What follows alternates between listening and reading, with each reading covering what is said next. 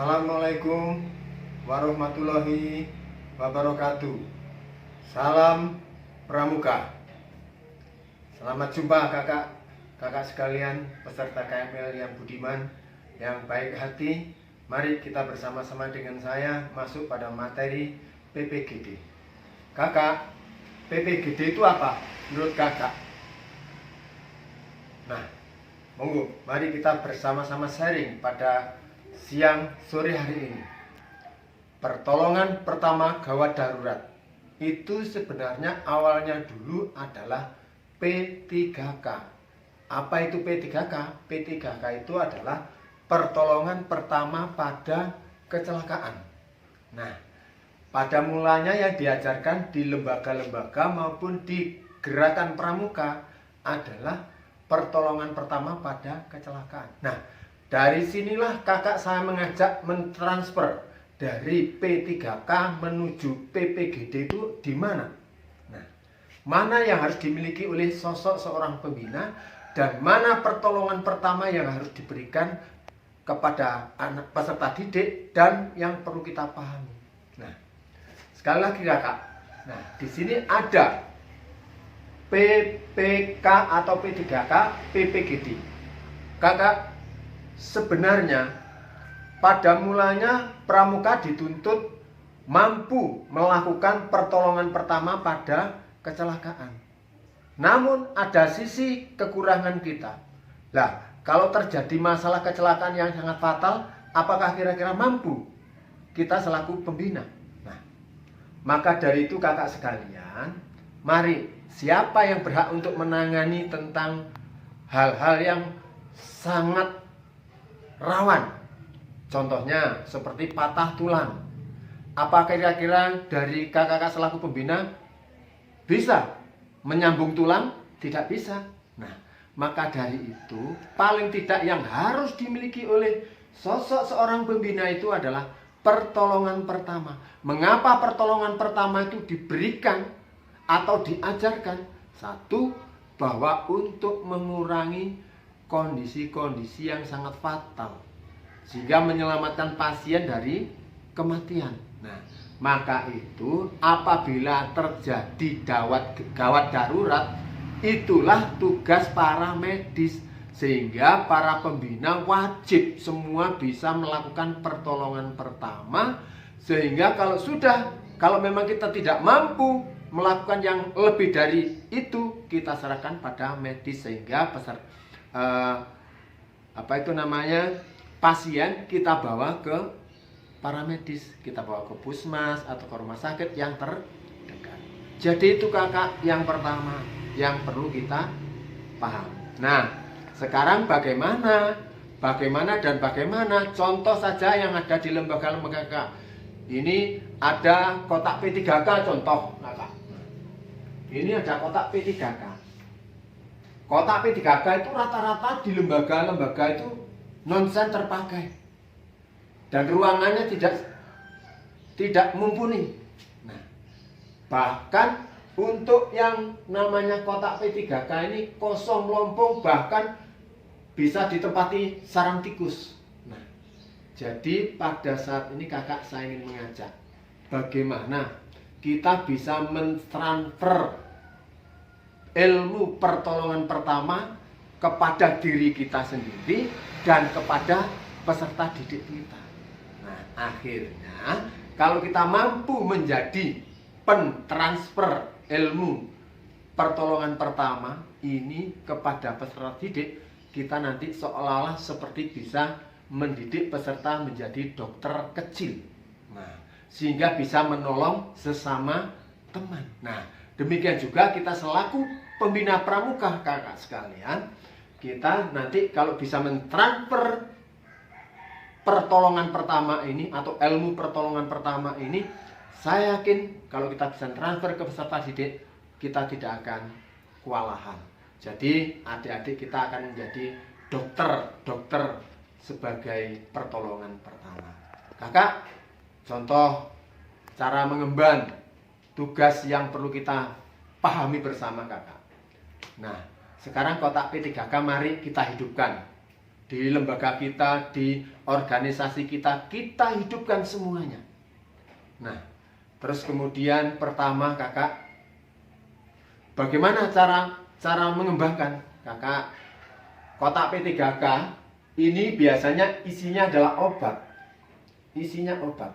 Kakak, obat itu perlu kita tata. Tidak hanya kita, apa itu namanya? Pokok kita masukkan obat. Nah, harus ada datanya kakak seperti ini. Saya punya contoh sedikit manakala bermanfaat bagi kakak sekalian. Contohnya begini kakak, ya.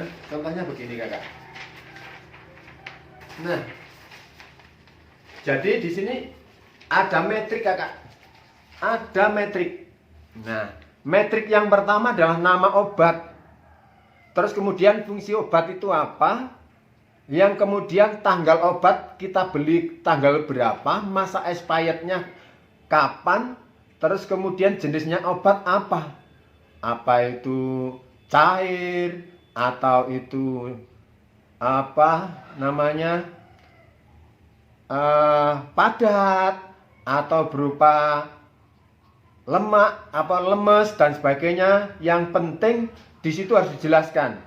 Terus kemudian gunanya obat itu untuk apa? Obat luar atau obat dalam. Sehingga benar-benar anak-anak itu akan paham, tahu.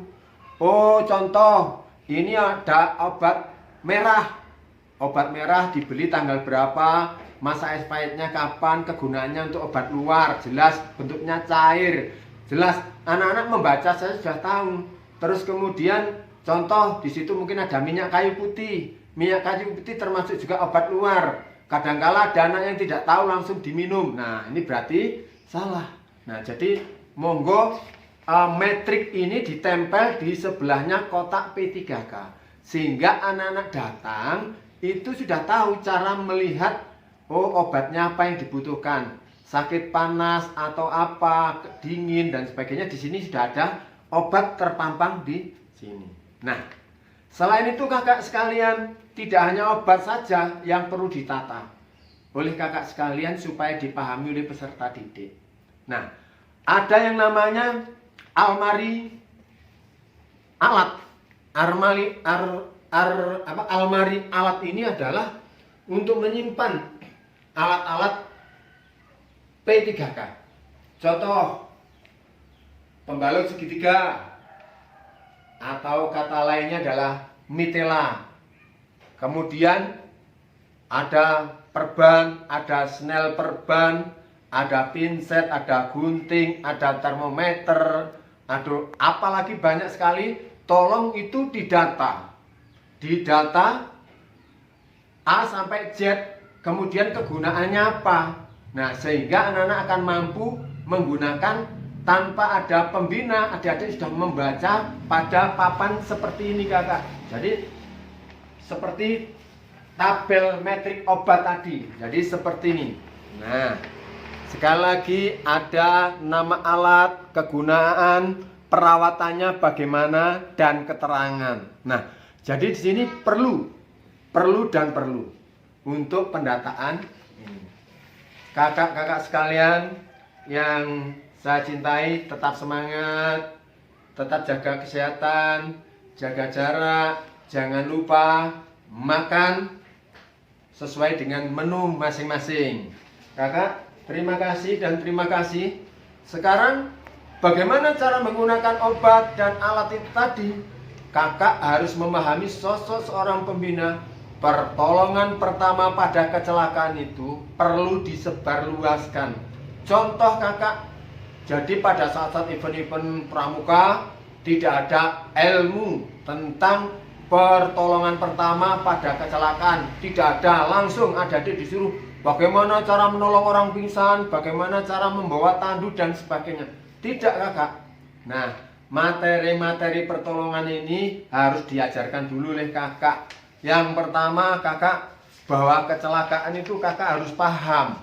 Kecelakaan yang bagaimana itu? Nah, perlu kita bersama-sama belajar kakak. Belajar dan belajar bahwa untuk pertolongan pertama pada kecelakaan yang perlu diajarkan, kecelakaannya disebabkan karena apa? Mungkin karena air tenggelam, Mungkin renang tidak bisa renang, berdiri di tepi kolam, tenggelam, bagaimana cara menolong. Itu kita ajarkan satu persatu. Mungkin keracunan, bagaimana cara menolongnya. Mungkin minum air kelapa atau apa bisa. Terus kemudian kebakaran.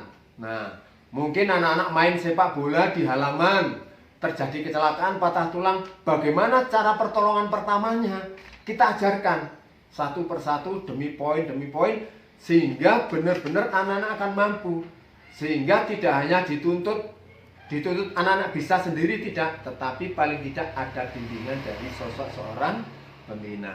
Kakak sekalian, jadi kita harus mampu membedakan kecelakaan itu disebabkan oleh apa, dan kita ajarkan satu persatu kepada anak-anak peserta didik kita. Contoh, kalau kita mimisen atau hidung keluar darah, bagaimana cara menolong. Nah, ini kita ajarkan dulu, sehingga anak-anak akan mampu mencoba dan terus mencoba, sehingga nanti sesuai dengan harapan kita. Jadi kakak sekalian, saya berharap kepada kakak sekalian, karena kakak-kakak nanti adalah pengemban sosok seorang pembina di seluruh pelosok tanah air. Monggo, tetap kita fungsikan P3K.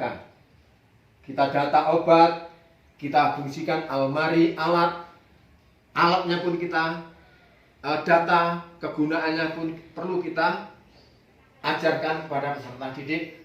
Bahkan mengajarkan atau tidak jemu-jemu mengajarkan pertolongan pertama segala macam kecelakaan, sehingga dipraktekkan satu persatu. Saya yakin poin demi poin kita ajarkan sewaktu kita programkan dalam program latihan kita. Mungkin seminggu ini kita, minggu ini kita misalnya pertolongan pertama pada mimisen misalnya. Terus minggu berikutnya cara menolong orang pingsan. Minggu berikutnya cara menolong orang tenggelam. Minggu berikutnya mungkin orang kebakaran. Nah, satu persatu kita ajarkan terus menerus. Nah, inilah adalah tugas kita kakak-kakak, untuk mentransfer ilmu, menyampaikan ilmu pertolongan pertama ini kepada peserta didik, sehingga sekaligus mampu menjadi sosok seorang pembina kecil yang bisa melayani temannya alias tutor sebaya. Begitu kakak sekalian, demikian yang Kak Doko sampaikan. Dan Pak Doko ingin juga memberikan tugas pada kakak, bagaimana membantu saya untuk juga mentransfer ilmu tentang pertolongan pertama pada kecelakaan. Nah, sekali lagi kakak, saya garis bawahi, kita hanya mampu melakukan pertolongan pertama. Yang gawat darurat kita bawa ke paramedis, puskesmas atau di rumah sakit terdekat. Jadi itu kakak, mari kita jangan jemu-jemu untuk menyampaikan ilmu tentang PPGD, segala macam kecelakaan.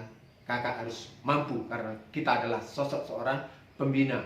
Di mana saja kita berada harus mampu melakukan kegiatan pertolongan pertama. Situasi apapun kita tetap tidak gentar menghadapi, karena kita adalah sosok seorang pembina yang harus mampu dan menguasai ilmu pertolongan pertama pada kecelakaan. Terima kasih kakak, terima kasih. Kiranya kakak mampu mencermati video saya ini dan meresapi, mengambil yang terbaik untuk dikembangkan. Manakala dalam penyampaian saya kurang pas, kakak bisa mengupas lagi, memberikan kelengkapan sehingga menjadi lebih enak, lebih menjadi makanan yang sehat tentang pertolongan pertama pada kecelakaan. Demikian kakak sekalian, ada kurang lebihnya sekali lagi Kak Doko mengucapkan mohon maaf dan terima kasih. Kami akhiri, wassalamualaikum warahmatullahi wabarakatuh. Salam Pramuka.